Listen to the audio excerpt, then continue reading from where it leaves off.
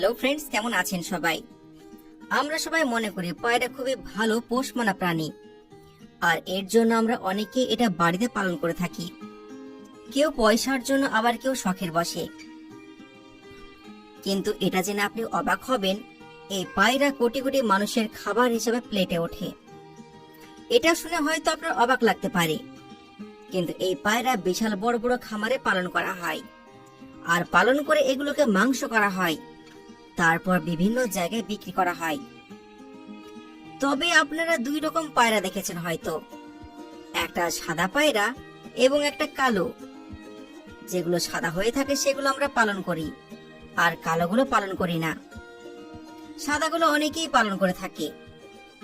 এই পায়রার 1 কেজি মাংসের মূল্য চাইনিজ কারেন্সি হিসাবে 90 ইয়ান, অর্থাৎ আমাদের ইন্ডিয়ান টাকায় 1035 টাকা।